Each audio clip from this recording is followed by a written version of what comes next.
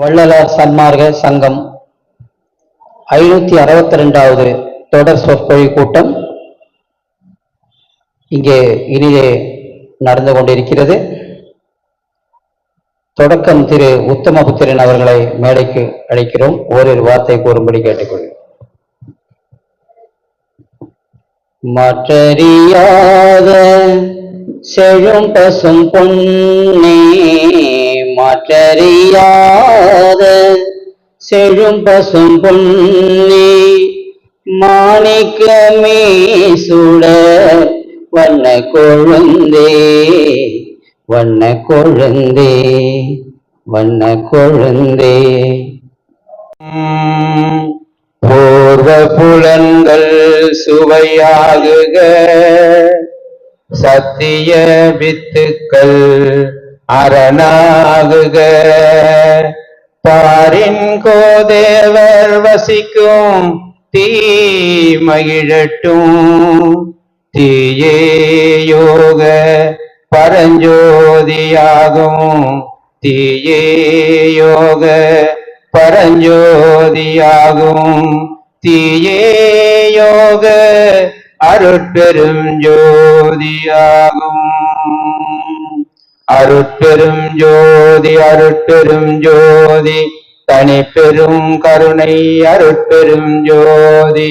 அருட்பெரும் ஜோதி, அருட்பெரும் ஜோதி, தனிப்பெரும் கருணை அருட்பெருஞ்சோதி. எல்லா உயிர்களும் இன்புற்று வாழ்க, எல்லா உயிர்களும் இன்புற்று வாழ்க. வள்ளல் மலரடி வாழ்க வாழ்க, வள்ளல் மலரடி வாழ்க வாழ்க. திருவருட் பிரகாச வள்ளலார் தெய்வ திருவடிகளே சரணம் சரணம் சரணம். எல்லாமுடைய அருட்பெருஞ்சோதி ஆண்டவரின் திருவருளை முன்னிட்டு இங்கு KK நகர் சபையிலே 562வது சத்விசார கூட்டம் இங்கு அற்புதமாக நடைபெற்று கொண்டிருக்கிறது. இங்கே நிர்வகிக்கும் ஐயா, அந்த சபையின் முன்னடான ஐயா ராஜேந்திரன் ஐயா அவர்களுக்கும் மற்றும் இங்கே உரையாற்ற யாராவது வந்து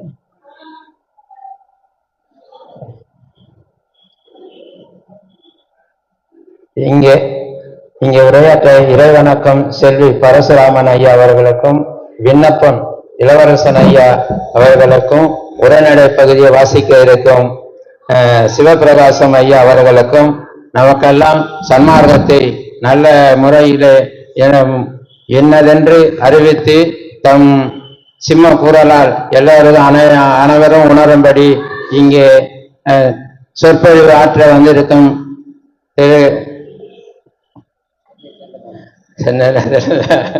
ஒருங்கிணைந்த சென்னை மாவட்டத்தின் தலைவரும் சென்னரி பத்திரிகை ஆசிரியருமான ஐயா திரு தண்டபாணி ஐயா அவர்கள் அமர்ந்திருக்கின்றார்கள். அவர்கள் இங்கே அனைவருக்கும் நல்ல சிறப்பான உரையை கொடுக்க இருக்கின்றார்கள். இந்த அளவிலே நான் ஒரு சிறிய தொடக்க உரையாக ஒரு சிறிய நிகழ்ச்சியை உங்களுக்கு அளித்து நடைபெறுகின்றேன். எல்லாம் உள்ள இறைவனின் திருவருளை துணை கொண்டு இங்கே வந்திருக்கும் ஆன்மநேய ஒருமைப்பாட்டு உரிமை கொண்ட மெய் அன்பர்களின் திருப்பாதங்களையும் வள்ளல் பெருமான் திருப்பாதங்களாக எண்ணி உங்கள் பொன்னா திருவடிகளை வணங்கி என் தொடக்க உரையை ஒரு சின்ன இதை கூறி வரலாம் என்று நினைக்கிறேன். ஐயா, நம்ம ஆன்மநேயம் அதை பற்றி பலவாறாக நாம் பேசியிருக்கின்றோம். ஐயா இங்கே சென்னை பகுதியில் ஏழுகிணர் பகுதியில் ஐயா வாழ்ந்திருந்த போது ஏறக்குறைய அவருக்கு 16 வயது இருக்கும். 16 வயதினிலே அவர் ஆன்மநேயத்தை பற்றி நமக்கெல்லாம் உணர்த்தி ஒரு உரைநடை பகுதியிலே மனுநீதி சோழனோட வாழ்க்கை வரலாற்றை சொல்லி இருப்பார்கள். அதிலே மிகவும் நமக்கெல்லாம் ஒரு துன்பம் வந்துவிட்டால் அந்த துன்பத்திற்கு காரணம் எது என்று நாம் பார்ப்போமானால், நமக்கு யாரோ ஒருத்தர் நமக்கு இந்த துன்பத்தை உருவாக்கி உள்ளார்கள். அவர்களை கண்டுபிடித்து அவர்கள்தான் காரணம் என்று நாம் எண்ணி இருப்போம். ஆனால் வள்ளல் பெருமானோ தன் மனுநீதி சோழன் மூலம் அவர்களை சொல்லி விளக்க வந்த ஒரு வழி, நம் துன்பம் எதனால் வந்தது, எதற்காக வந்தது என்று எண்ணி பார்க்கும்போது தன் முன்னோடி நம் வாழ்க்கை முன்னே நடந்த பல விஷயங்கள் நாம் சரியாக செய்திருக்கின்றோமா என்பதை எண்ணி பார்த்து அது எதனால் அந்த துன்பம் வந்தது என்பதை அவர் நமக்கெல்லாம் சுட்டிக்காட்டி சொல்லியிருக்கிறார்கள். அந்த வகையிலே ஒரு மனுமுறை கண்ட வாசகத்திலே ஒரு ஐயா ஒரு நிகழ்ச்சி எல்லாருக்கும் தெரிஞ்சுதான் இருக்கும். மனுநீதி சோழனின் மகன் ஒரு தேர்காலில் ஏற்றி அந்த பசுங்கன்று அது தற்செயல கொல்லப்பட்டு இருக்கும். அதற்காக மனம் வருந்தி சில குறிப்புகளை அவர் தருவார். அந்த மனுநீதி சோழன் நிலைமையில இருந்து சில விளைவுகளை சொல்லியிருப்பார். அந்த பிள்ளை அங்க திருவாரூர் அந்த தியாக பெருமானை தரிசிக்க செல்லும் போது தேர்காலில் ஏற்றி தற்செயலாக அது சென்றிருக்கும். அதற்காக அவர் மனம் வருந்தி சில வார்த்தைகளை சொல்லுவார். நம்மை தாமே சுயமாக எதனால் இந்த நிகழ்வு நடந்தது என்று நாம் முன்பிறவியிலே ஏதாவது ஒரு பாவம் செய்திருக்கிறோமா, இல்லது நம்ம அரசாட்சியில இப்போ அரசு பண்ணி இருக்கிற நிலையிலே எந்த ஒரு பாவம் பண்ணியிருக்கின்றோமா என்று எண்ணி பார்த்தால் அது மாதிரி கூட எதுவும் பண்ணவில்லையே. அரசன் பிள்ளையாகாமல் அவன் அணில் பிள்ளையானானி வேத முதலாகிய எல்லாவர்களும் பயின்று பட்ட பிள்ளையாகாமல் சட்டம் பிள்ளையானானே என்று பழிப்பிள்ளைக்கு பேர் போனானே. முதல்வனை பெற்றால் புண்ணியம் பெறலாம் என்றிருந்தேன், புதல்வனை பெற்றால் புண்ணியம் அதனால் வந்து சேரும் என்றிருந்தேனே. இதனால் எனக்கு பாவம் தான் வந்து மிஞ்சியது. இதற்கு மலடாயிருந்தாலும் அந்த பாவம் இன்னும் வாழ்நாள் நிலைத்திருக்குமே என்று சொல்லியிருப்பார். அதனாலே சொல்லி சில விஷயங்கள் 43 பாவங்களை நமக்கு அவர் 43 பாவங்கள் மூலம் நமக்கு விளக்கி இருப்பார்.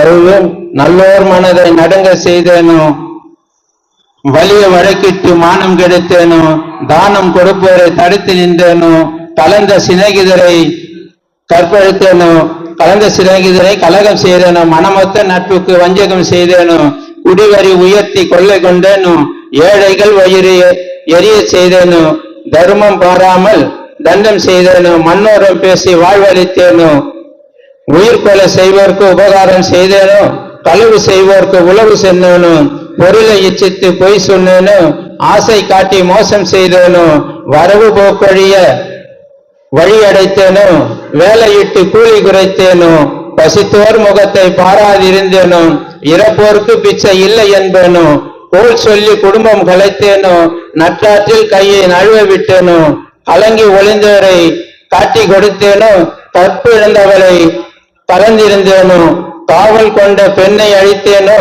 கணவன் வழி நிற்போரை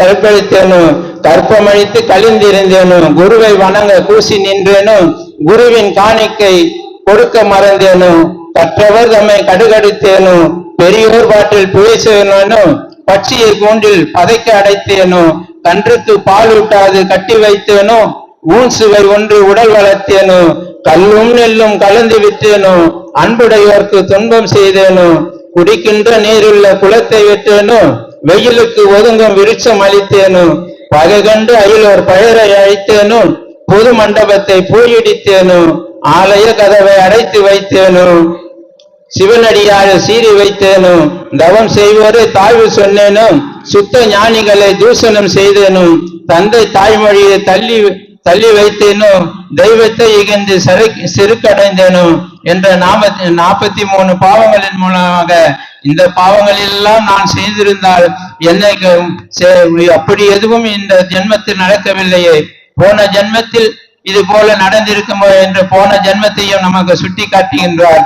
அந்த வகையிலே அடுத்து அவர் ஆட்சி புரிகின்ற நம் பாவத்தினால் வந்த செல்வமா இல்ல நம்ம ஆட்சியினால் வந்த செல்வமா என்பதை அவர் அதையும் கொஞ்சம் சிந்தித்து பார்க்கின்றார். ஆட்சியினால் அவர் இப்பொழுது செங்கோல் செலுத்துவதை பல விதமாக நாம் பார்க்கின்றோம். அப்போது அரசான செங்கோல் செலுத்துவதை அவர் கோலையே விமர்சனம் செய்கின்றார். நான் அரசாட்சி செய்து வந்த செங்கோல் அளவுகோல் என்பேனா, அஞ்சனக்கோல் என்பேனா, எழுதுகோல் என்பேனா, ஏற்றக்கோல் என்பேனா, கத்தரிக்கோல் என்பேனா, கண்ணக்கோல் என்பேனா, குருடன்கோல் என்பேனா, கொடுங்கோல் என்பேனா, துடைப்பக்கோல் என்பேனா, துலாக்கோல் என்பேனா, மரக்கோல் என்பேனா, வைக்கோல் என்பேனா, பசுங்கன்றாங்கிய பிரேதத்தை புரட்டி சுடுகின்ற பிணக்கோல் என்பேனா என்று இவ்வளவு வேதனையும் மொத்தமாக சூழ்ந்து அவர் கலைத்திருப்பார். சொல்லி அந்த நிலையெல்லாம் இந்த நிலையை நாம் இப்போது எண்ணி பார்ப்போமா என்றால், நாம் அந்த நிலையிலே யாரும் நம்மை நாமே குற்றம் சாட்ட யாரும் தயாராக இருப்பதில்லை. ஆனால் இந்த வகையிலே அடுத்தவரின் குற்றத்தை தான் நாம் பார்த்து அதற்கு காரணம் காட்ட செய்வோமே தவிர அது நாம் இதிலிருந்து நம் மனைவி சோழனின் சுருக்கமான ஒரு செய்தியை சொல்லி அந்த ஆன்ம நேயத்தை இதிலேயே அந்த 16 வயதிலேயே நமக்கு எல்லாம் உணர்த்தி இருக்கின்றார் என்பதை கூறி நன்றி. இந்த வாய்ப்பளித்த சபைக்கும் அன்பர்களுக்கும் நன்றி கூறி பழற்றுகிறேன். நன்றி, வணக்கம். அருட்பெருஞ்சோதி, அருட்பெருஞ்சோதி, தனிப்பெரும் கருணை அருட்பெருஞ்சோதி, எல்லா உயிர்களும் மின்புற்று வாழ்க. சென்னை மாவட்ட சங்க பொருளாளர் அவர்கள் இவ்வளவு நேரம் மிகவும் அற்புதமாக தங்கு தடையின்றி பேசி முடித்திருக்கிறார். அவருக்கு சங்கத்தின் சார்பாக நன்றி கலந்த வழக்கத்தை தெரிவித்துக் கொண்டு அடுத்தபடியாக இறைவணக்கம் செல்வி பரசுராமன் அவர்களை மேடைக்கு அழைக்கிறோம். அருட்பெரும் ஜோதி, அருட்பெரும் ஜோதி, தனிப்பெரும் கருணை அருட்பெரும் ஜோதி, வள்ளல் மலரடி வாழ்க வாழ்க, எல்லா உயிர்களும் என்புற்று வாழ்க. திருவருள் பிரகாச வள்ளலார் தெய்வ திருவடிகளே சரணம் சரணம் சரணம். மாற்றறியாத செழும் பசும் பொன்னை மாணிக்கமே சுடர்வல்ல கொழுந்தே, கூற்றறியாத பெருந்தவர் உள்ள கோயில் இருந்த குணப்பெரும் குன்றே, வேற்றறியாத சிற்றம்பல கனியே, பிச்சையில் வல்லவர் மெச்சும் பெருந்தே, சாற்றறியாத என் சாற்றும் கழித்தாய் தனி நடராஜன் சற்பொருமணியே,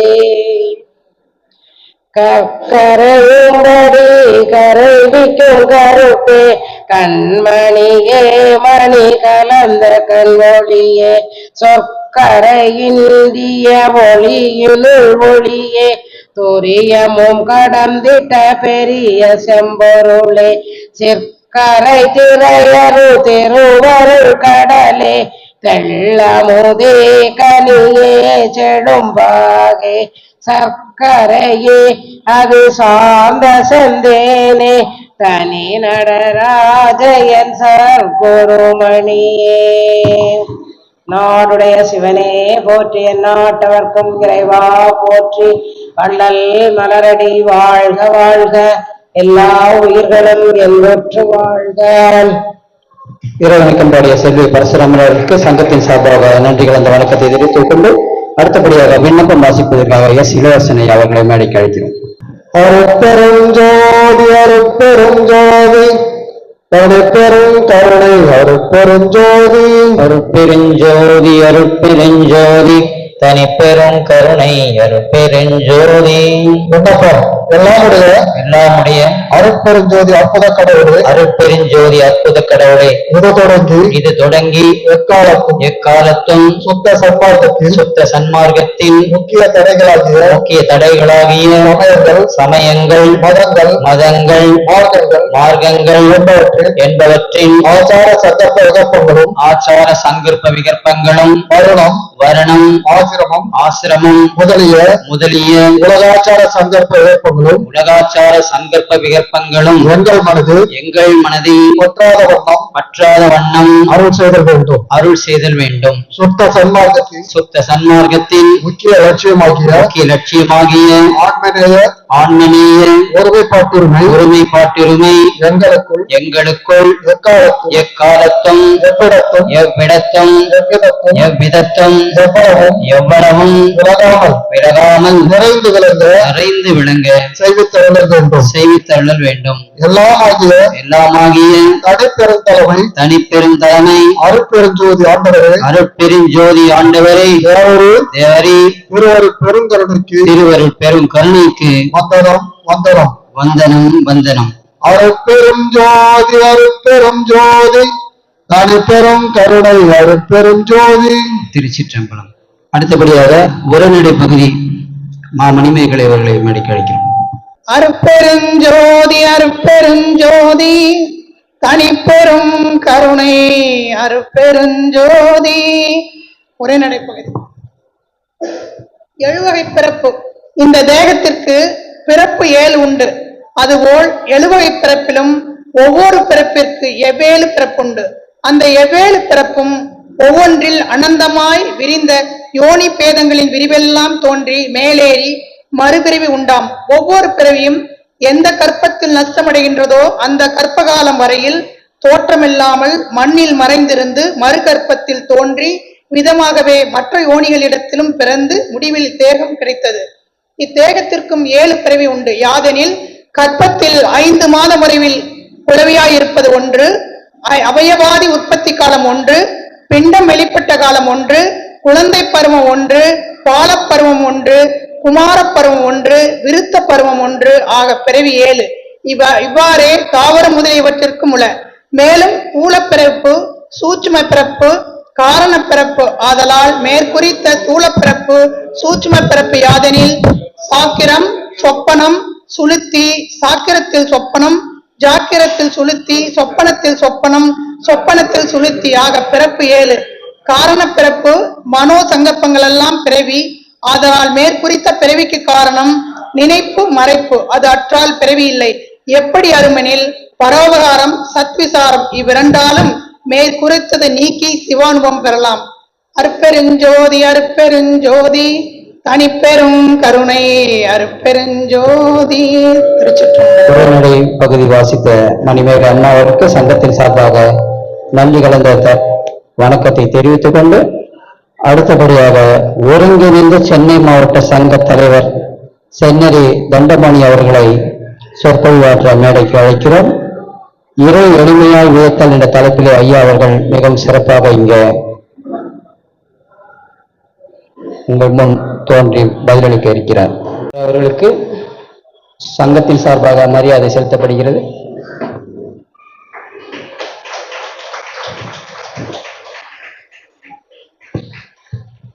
ஒரு 45 நிமிடம் அவருக்காக இங்கே ஒதுக்கப்பட்டிருக்கிறது.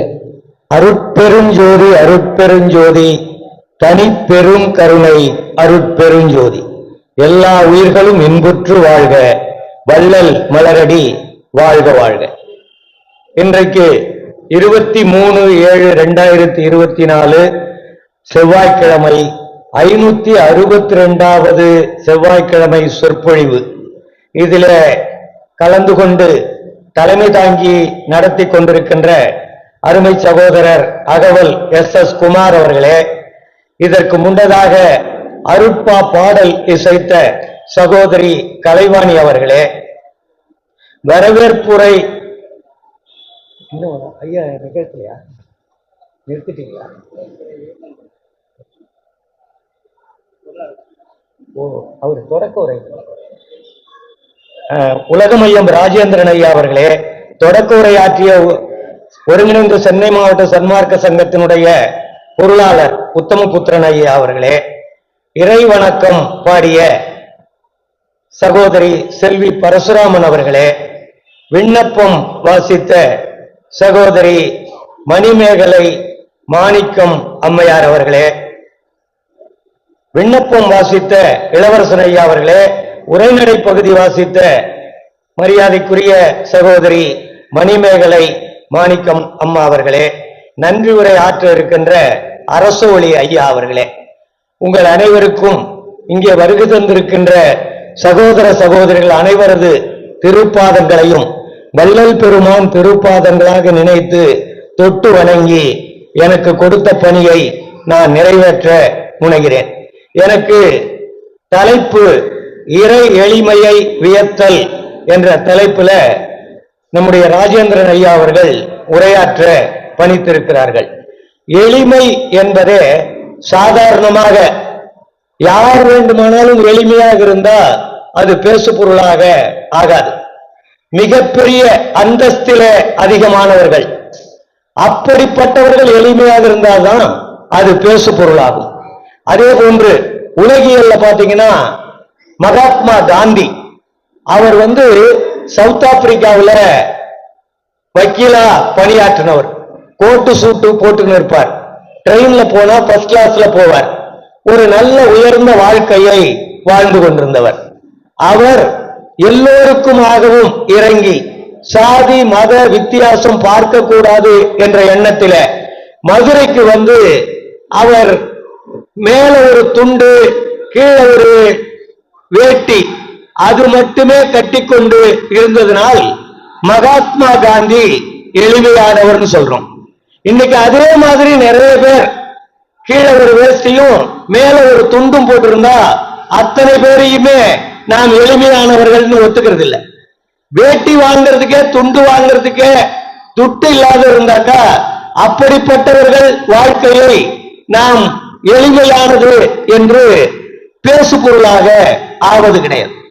அதே மாதிரி காமராஜர் எளிமையாக வாழ்ந்தார், கக்கன் எளிமையாக வாழ்ந்தார், அண்ணா எளிமையாக வாழ்ந்தார், தந்தை பெரியார் எளிமையாகவும் சிக்கனமாகவும் வாழ்ந்தார். இவங்கெல்லாம் யாருன்னா தன்னுடைய வாழ்க்கையில மிகப்பெரிய பதவியை அனுபவித்தவர்கள்.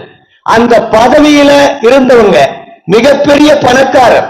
தந்தை பெரியார் தான் பாத்தீங்கன்னா ஈரோடு மாவட்டத்திலே பெரிய பணக்காரர். எவ்வளவு பெரிய மன்னர்கள் கேரளாவை ஆட்சி செய்த மன்னர்கள் வந்தா கூட அவங்க வீட்டுல தான் தங்குவாங்க, பெரியார் வீட்டுல. அப்படிப்பட்டவர் எளிமையாக இருந்தால்தான் அதுக்கு எளிமைன்னு பேர். இங்க இறை எளிமையை போற்றுவதுன்னா எப்படி இறை எளிமையை போற்றுவது? அப்ப இறைவன் என்றால் நம்மை விட மிகப்பெரியவன். இஸ்லாத்தில் சொல்லுவாங்க இறைவன் எல்லாவற்றையும் காட்டிலும் எல்லோரை காட்டிலும் மிக பெரியவன் என்று சொல்வார்கள். அப்படி எல்லா ஆற்றலையும் உள்ளடக்கி உள்ளவர்கள். அப்போ வள்ளல் பெருமான் சொல்றாரு இறை எளிமையை பார்க்கும்போது சிவம் என்ற பொருளுக்கு சச்சிதானந்தம்னு பொருள். சீனா சத்து, வானா சித்து, மா அப்படின்னா ஆனந்தம், சச்சிதானந்தம். சிகரம் அதுதான் சத்து, ஒளி, எல்லாம் உள்ளதாய் விளங்குவது. இந்த உலகத்தில் இருக்கிற எல்லாம் உள்ளதாக விளங்குவது எதுனா சிகரம். பகரம்னா எல்லாம் விளங்குவதாய் உள்ளது. அப்ப சிவம் என்றால் எல்லாவற்றையும் உள்ளடக்கியது. பிரபஞ்சம் வேறு, சிவம் வேறு அல்ல. சிவத்தையும் பிரபஞ்சத்தையும் பிரிக்கவே முடியாது. அவன் படைத்த அந்த பொருளையும் சிவத்திலிருந்து பிரிக்க முடியாது. அப்போ எல்லாம் உள்ளதாகவும் எல்லாம் விளங்குவதாகவும் மகரம் என்ற இம் என்ற எழுத்து இரண்டினாலும் நிரம்பிய இன்பம்னு பேர். அப்போ சச்சிதானந்தனா சத்து சித்து ஆனந்தமாக திகழக்கூடியது. சிவ என்பதற்கு பொருள் அனாதியாய் மலமில்லாத சர்வ வல்லமை உடையது அப்படின்னு பொருள் சிவம்னா. வெறும் சி என்றால் அந்த பொருள் அனாதியாய் ஆரம்பத்திலிருந்தே மலமில்லாதது. மலமில்லாததுதான் கடவுளாக இருக்க முடியும். வா என்பதற்கு பொருள் சர்வ வல்லமை உடையது. அப்ப கடவுள் எளிமை எங்க இருக்குதுன்னா இந்த உலகத்தையே படைத்தது கடவுள். இந்த உலகத்தின் ஆற்றலாக இருக்கக்கூடியது கடவுள். அந்த கடவுள் எளியவர்களுக்காக இறங்கி அருள் செய்கிறதே, அதனால் இந்த கடவுள் அருள் எளிமை இங்கே பேசப்படுகிறது. இந்த கடவுள் புது பணக்காரர்களை போன்று முகத்தை திருப்பிக் கொண்டு போனால் இது பேசு பொருளாக ஆகாது. எல்லாம் பெற்றிருக்கிற ஒரு கடவுள், அன்பெனும் பிடியுள் அகப்படும் அலை போன்று. இந்த அன்பு யார் யாரிடம் இருக்கிறதோ அந்த அந்த கையில அகப்படக்கூடிய பொருளாக, மிக எளிமையான பொருளாக இறைவன் இருக்கிறான். அதனால்தான் இறைவனுடைய எளிமையை வியந்து போற்றக்கூடியவர்களாக நாம் இருக்கிறோம். நாம் இன்றைக்கு பார்ப்பதெல்லாம் பகட்டான வாழ்க்கை, பரோபகாரமான வாழ்க்கை, பரோடபாமான வாழ்க்கை. இதையெல்லாம் பார்த்து இறைவன் மிகப்பெரியவன், அவனிடம் நாம் நம்மை போன்ற உருவத்தை கொடுத்திருக்கிறோம்.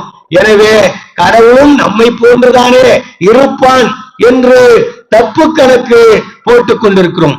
ஆனால் நம்மை படைத்த இறைவன் எவ்வளவு எளியவன் என்றால், நமக்குள்ளேயே இறைவன் இருக்கிறான், நமக்குள்ளேயே குடிகொண்டிருக்கிறான். அப்படிப்பட்ட இறைவனையே நாம் பெற்றிருக்கிறோம்.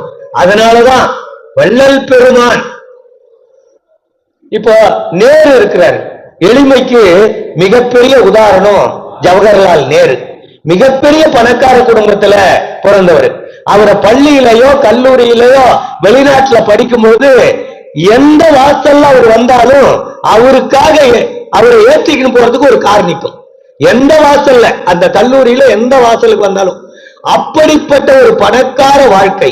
ஆனால் அவர் இந்தியாவினுடைய ஏழை எளிய மக்களுக்காக ஒரு சோசியலிச அரசாங்கத்தை, மக்கள் அரசாங்கத்தை, பல்வேறு 5 ஆண்டு திட்டங்களை போட்டு 1929 காங்கிரஸ் தலைவராக ஆகி அவர் மிக எளிமையான மனிதராக, படோரோபம் இல்லாத மனிதராக, எல்லோருக்குமான ஒரு ஆளுமையாக திகழ்ந்தார் என்றால் அந்த எளிமை போற்றப்படுகிறது. அப்போ எங்க யார் பெரியவர்களோ அவர்களிடமிருந்த எளிமைதான் இங்கே போற்றப்படுகிறது. அப்ப கடவுள் எப்படிப்பட்டவர்? கடவுள் எல்லாம் உடையவர், எல்லாமாக உள்ளவர், சர்வ வல்லமை உடையவர், எந்த மலங்களும் இல்லாத பூரண கடவுள். இந்த பிரபஞ்சம் வேறு, கடவுள் வேறு அல்ல. எல்லா இடங்களிலும், அண்ட சராசரங்களிலும் இந்த அண்டங்கள், வெளிகள், சர அசரம், மூச்சு உள்ளது, மூச்சு இல்லாத, உயர்திணை அக்ரிணை பொருள்கள் அனைத்திலும் நீக்கமர நிறைகின்ற ஒரு பொருள் உண்டென்றால் அந்த மெய்ப்பொருளாகிய சுத்த சிவமாகிய அருட்பெரும் ஜோதி ஆண்டவர்தான்.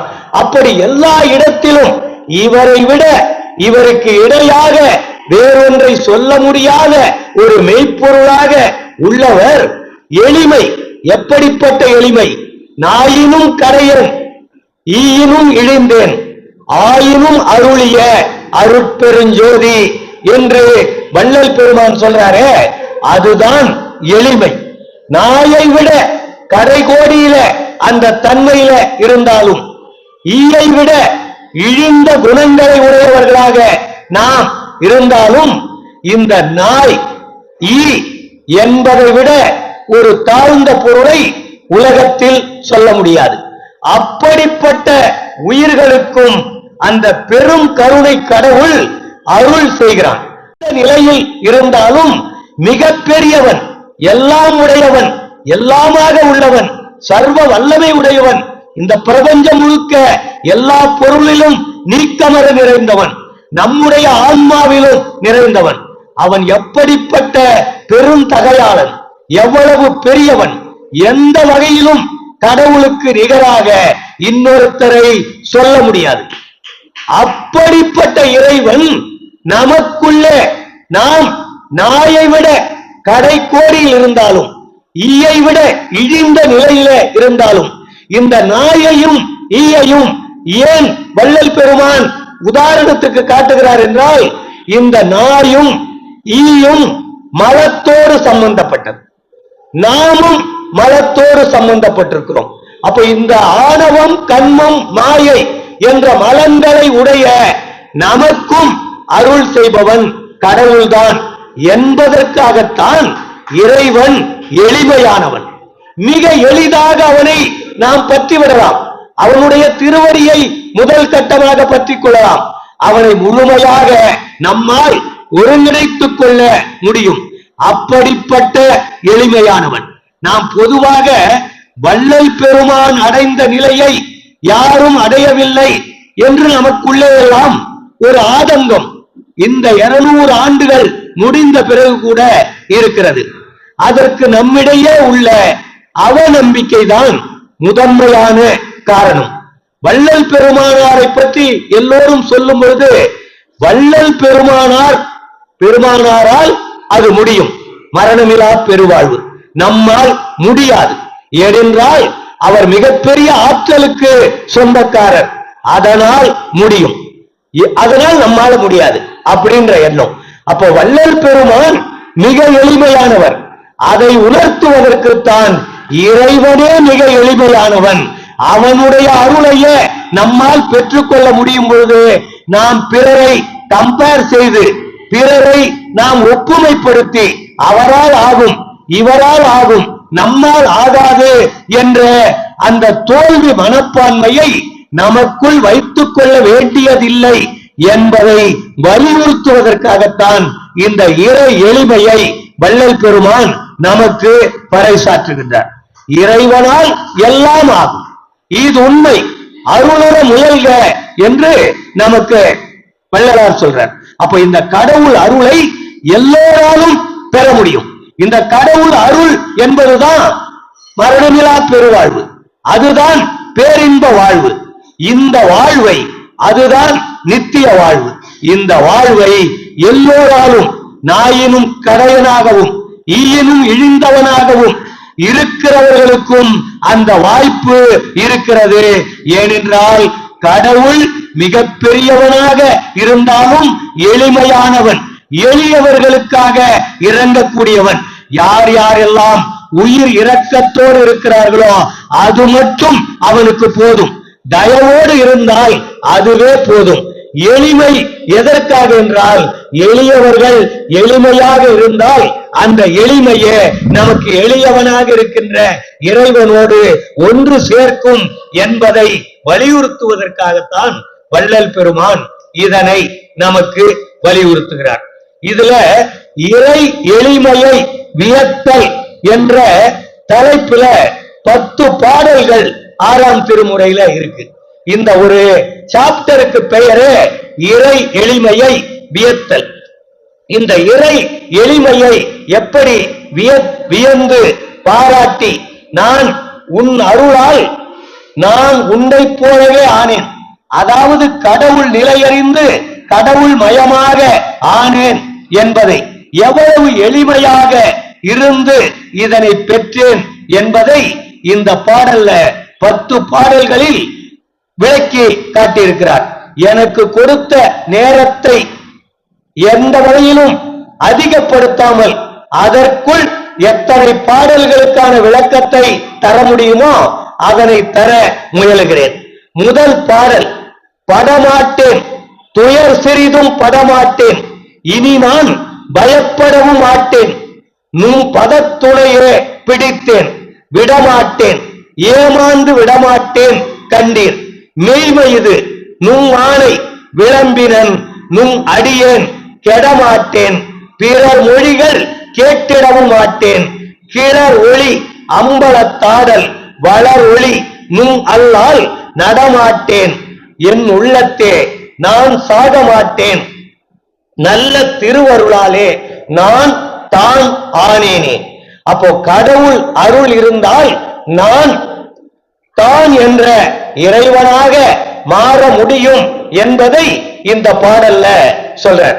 அப்ப இதற்கு என்ன சொல்றார்னா, பயப்படாததால் நான் உன்னுடைய நிலையை அடைந்தேன், பதத்தை பிடித்ததால் நான் உன்னுடைய நிலையை அடைந்தேன், உன்னை நான் விட்டுவிடாமல் உன்னை பற்றி கொண்டதால் நான் இந்த நிலையை அடைந்தேன், ஏமாந்து போகாமல் இருந்ததால் நான் இந்த நிலையை அடைந்தேன், கெட்டு போகாமல் பிறர் பேச்சை கேட்காமல் இருந்ததால் நான் இந்த நிலையை அடைந்தேன், பிறர் மொழி கேட்டதால், பிறர் மொழி கடவுள் நிலையை பற்றி ஒவ்வொருவர் ஒவ்வொரு மாதிரி சொல்லுவார்கள். இப்படி எல்லோருடைய மொழியையும் கேட்டால் இறை நிலையை அடைய முடியாது. அதனால்தான் பிறர் மொழிகள் கேட்டிடவும் மாட்டேன் என்று சொன்னார். இதனை இதனால் இவன் முடிக்கும் என்றாய்ந்து அதனை அவன் கண் விடல் என்ற திருக்குறளுக்கு ஏற்ப நாமும் எதை பற்றி கொள்ள வேண்டும், யாருடைய வார்த்தையை கேட்க வேண்டும்? அருட்பெரும் ஜோதி ஆண்டவருடைய நிலையை உணர்ந்து கொள்வதற்கு வள்ளல் பெருமான் போன்ற ஞானிகள் வார்த்தையை முழுமையாக கேட்டால் கதி அதுதான் நமக்கு வழி என்பதை வள்ளல் பெருமான் வலியுறுத்தியிருக்கிறார். அதனால் படமாட்டேன், துயர் சிறிதும் படமாட்டேன். எனக்கு எந்த துயரமும் கிடையாது. பயம் என்றால் பூஜ்யம். அதனால் நான் பயப்பட மாட்டேன். நும் பதத்துணையே பிடித்தேன், விடமாட்டேன். நம்முடைய ஆண்டவரை, அருட்பெரும் ஜோதி ஆண்டவரை பிடித்துக் கொண்டால் அதற்கு பிறகு விடாமல் இருந்தால்தான் நாம் அந்த நிலையை அடைய முடியும். விடாமல் இருந்தால் என்ன? தொடர்ந்து ஒழுக்க நிலையில இருக்க வேண்டும். தொடர்ந்து ஜீவகாருண்ய ஒழுக்கத்திலே நாம் சென்று கொண்டே இருக்க வேண்டும். மெய்மை இது. நும் ஆணை, உன்னுடைய ஆணை விளம்பினன். அதை உன்னுடைய ஆணையை நான் உன்னுடைய அடியாராக இருந்து ஏற்றுக்கொண்டேன். அதனால் என்னால் கெடமாட்டேன், நான் கெடமாட்டேன். பிறர் மொழிகள் கேட்டிடவும் மாட்டேன். எனக்கு உயர்ந்த ஞானம் சுத்த சன்மார்க்கத்தின் மூலமாக கிடைத்து விட்டது. நீ அவ்வப்பொழுது என்னை நல்வழிப்படுத்திக் கொண்டே இருக்கிறாய். அதனால் எனக்கு இன்னொருவர் சொல், சரியை கிரியை யோகம் அதையெல்லாம் கடந்துவிட்டு ஞான நிலையை அடைந்த பிறகு திரும்ப ஒருவர் சரியை பற்றி சொல்லும் பொழுது, கிரியையை பற்றி சொல்லும் பொழுது, யோகத்தை பற்றி சொல்லும் பொழுது நாம் கேட்க வேண்டிய அவசியம் இல்லை. நாம் உயர்ந்த நிலைக்கு போய்கொண்டிருக்கிறோம். சரியையில் ஞானத்தில் சரியை, ஞானத்தில் கிரியை, ஞானத்தில் யோகம், ஞானத்தில் ஞானம் என்ற நிலையை நோக்கி சென்று கொண்டிருக்கும் பொழுது கீழ்நிலையிலே இருக்கின்ற யாருடைய பேச்சையும் கேட்க வேண்டியதில்லை. அதனால் நான் கேட்க மாட்டேன். கிளர் ஒளி அம்பலத்தாரல் வளர் ஒளி நும்மல்லால். இந்த அருட்பெரும் ஜோதியாக வளர் ஒளியாக இருக்கின்ற உம்மை தவிர என் உள்ளத்தே வேறொன்றை நான் ஊன்றி புதைத்து நடமாட்டேன். அது பெரிய வெளிச்சமாக ஆக வேண்டிய அவசியம் இல்லை. ஏனென்றால் நான் ஏற்கனவே வளர்ந்து ஓங்கிக் கொண்டிருக்கின்ற அருட்பெரும் ஜோதியை என்னுடைய உள்ளத்திலே, ஆன்மாவிலே நட்டுவிட்டேன். அதற்கு பிறகு அதற்கு மாற்றாக இன்னொன்றை என்னுடைய உள்ளத்திலே ஏற்க வேண்டிய அவசியமே கிடையாது. அதனால் நடமாட்டேன், இனி நான் நடமாட்டேன் என் உள்ளத்தே. அதனால் நான் சாக மாட்டேன்.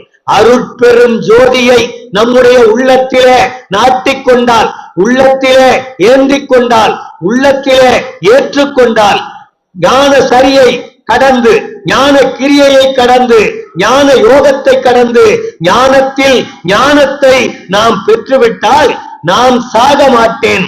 நல்ல திருவருளாலே நான் தான் ஆனேனே.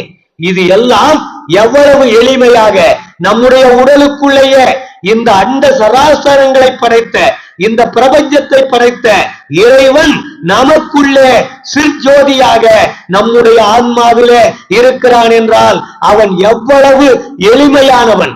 நமக்குள்ளேயும் இருக்கிறான், எல்லா உயிருக்குள்ளாகவும் இருக்கிறான்.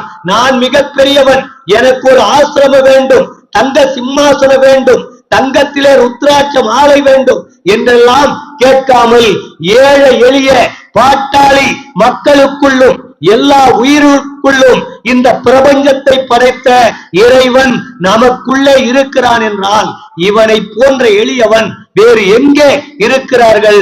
நாம் சிந்தித்து பார்க்க வேண்டுமா? இதுதான் நம்மை உணர்ந்து கொள்ளக்கூடிய வழி. நம்மை உணர்ந்து கொண்டால் தலைவரை உணர்ந்து கொள்ளலாம். இதுதான் இந்த இறை எளிமை. நமக்குள்ளே இருக்கின்ற நான், தான், ஆனேன். நானும் இங்கேதான் இருக்கிறோம், தான் என்ற இறைவனும் இங்கேதான் இருக்கிறோம். நான் வேறு, தான் என்ற இறைவன் வேறு அல்ல. அந்த நிலையை பாடும் பொழுதுதான் அந்த எளிமை நமக்கு புரிகிறது. இது எங்கோ தேடி போய் கடவுளை பார்ப்பதல்ல, தேடி போய் உணர்வதல்ல, நமக்குள்ளே இருந்த உணர்த்தப்படுதல், நமக்குள்ளே இருந்த உணர்தல், நமக்குள்ளே மூலாதாரம், சுவாதிஷ்டானம், மணிப்பூரகம், அநாகதம், விசுத்தி, ஆஞ்சை, பிரம்மரந்தரம், இப்படி நிலைகளிலே நமக்குள்ளே பிரம்மா, விஷ்ணு, ருத்திரன், மகேஸ்வரர், சதாசிவர், இது எல்லாம் நமக்குள்ளே, நமக்குள்ளே எல்லா ஆதாரங்களும் நமக்குள்ளே இருக்கிறது. இது எல்லாம் இறைவனால் படைக்கப்பட்டது. எப்படி கடலிலே, மலையிலே பஞ்சபூதங்களை படைக்கும் பொழுது இறைவன் எப்படி படைத்தானோ அதே போன்றுதான் நம்மையும் படைத்திருக்கிறான். அப்ப அண்டத்திலே இருப்பதையெல்லாம் இந்த உடல் என்கிற பிண்டத்திலேயும் படைத்திருக்கிறான். இந்த பிண்டத்திலேயும் ஒரு அண்டம் இருக்கிறது. அதுதான் இந்த பிண்டத்தில் அண்டம் எது என்றால் கண்டத்திற்கு மேலே உள்ளது இந்த அண்டம். இந்த அண்டத்திலேதான் இறைவன் இருக்கிறான், மிக எளிமையானவனாக. அந்த அண்டத்திலே மாத்திரமல்ல, இந்த அண்டத்திலும் இருக்கிறான். இந்த பிண்டத்திலே எல்லாம் கருவிகளாக, கரணங்களாக கடவுளால் படைக்கப்பட்டிருக்கிறது. அப்போ இந்த அண்டத்திலே உள்ள இறைவனை இந்த பிண்டத்திலே இருக்கிற ஜீவாத்மா கண்டம் வரைக்கும் தான் சதாசிவ நிலை, கண்டத்திலேதான் உயிர் நிலை. அப்ப இந்த உயிர் நிலை ஜீவாத்மா பரமாத்மாவாக மாற வேண்டும் என்பதுதான் ஆன்மீகத்தினுடைய உச்சம். அப்ப இந்த ஜீவாத்மாவை பரமாத்மாவினுடைய இணைப்பதுதான் நான் தான் ஆனேன் என்பது. அப்ப நான் என்பதை தானாக மாற்றிக் கொள்வதுதான் நமக்கு இந்த இறை எளிமை எவ்வளவு எளிமையாக இருக்கிறது. வேற எங்கேயும் இல்லை, இங்கேயே இருக்கிறது, எட்டிய தூரத்திற்குள்ளே இருக்கிறது. நினைத்தால் ஒரு கணத்திலே கடவுளை அடையக்கூடிய தூரத்திலே தான் கடவுள் அவர் தன்னுடைய இருப்பை வைத்துக் கொண்டிருக்கிறார் என்றால் அந்த எளிமைதான். எவ்வளவு பெரியவராக இருந்தாலும் எல்லா உயிருக்குள்ளும் இறைவன் இருப்பதுதான் மிகப்பெரிய எளிமை. அதே போன்று அடுத்த பாடல், சாகாத கல்வியிலே கால் காட்டி கொடுத்தீர், தடையறியா கால் காட்டி தரம் பெறவும் அளித்தீர், மா காதல் உடையவரை மனம் கனிவித்து அழியா வான் அமுதும் மெஞ்ஞான மருந்தும் உணப் புரிந்தீர், போகாத புனலாலே சுத்த உடம்பினராம் புண்ணியரும் நன்னறிய பொது நிலவும் தந்தீர், நாகாதிபதிகளும் நின்று ஏத்த வளர்கின்றீர், நடராசரே நுமக்கு நான் ஏது செய்வேனோ. நடராச பெருமானே, நீ எனக்குள்ளே இருந்து சாகாத கல்வியை எனக்கு தெரிவித்தீர், சாகாத கல்வியின் கால் காட்டி கொடுத்தீர். சாகாத கல்வி, சாகாத்தலை, போகாப்புணல், வேகாக்கால் என்று சொல்லக்கூடிய அனைத்தையும் இங்கிருந்தே எனக்கு பயிற்றுவிக்கிறீர், இங்கிருந்தே எனக்கு சொல்லிக் கொடுக்கிறீர். இந்த சாகும் தலையாக இருப்பதை, இந்த அண்ட பிண்டத்தில் அண்டமாக இருக்கின்ற இந்த தலை அண்டமாக இருந்தால் அழியக்கூடாது. ஆனால் இந்த பிண்டத்தில் இருக்கிற அண்டம் அழிந்து போகிறது, சாகும் தலையாக போய்விடுகிறது.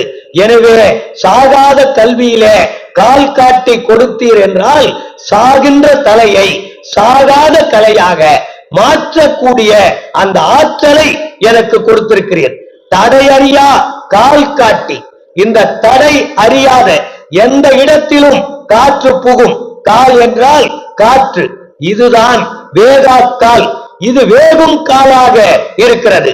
நம்முடைய பிராணவாயுவை நாம் சுவாசிக்கும் பொழுது உள்ளே போய் வெளியே வந்து கொஞ்சமாகவோ அதிகமாகவோ வந்து வெந்து போகிறது. இந்த காற்றினுடைய தன்மை முழுமையாக உள்ளே இருக்க வேண்டும். உள்ளே இருந்தால் அந்த கால் வேகா காலாக, வேகாத காற்றாக மாறும். சாகும் தலை சாகா தலையாக மாறும். வேகா கால் வேகும் கால் வேகா காலாக மாறும். அப்படி பெறவும் தடையறா கால் காட்டி தரம் பெறவும் அளித்தீர். அப்ப சாகா தலையும் வேகா காலையும் பெற்றால்தான் அதற்கான தரம். என்ன தரம்? மரணமிலா பெருவாழ்வு பெறக்கூடிய ஆற்றல் விளங்கக்கூடிய உடலாக இந்த உடலையே நம்மால் மாற்றிக்கொள்ள முடியும். இந்த சாதாரண தூல தேகத்தை சுத்த தேகமாக, உள்ளே இருக்கிற மனம் புத்தி சித்தம் தத்துவங்கள் உட்பட அனைத்தும் உள்ளடங்கிய சூட்சும தேகத்தை பிரணவ தேகமாகவும், அதற்கு உள்ளே இருக்கின்ற ஆன்மா பகுதி இருக்கின்ற காரண தேகத்தை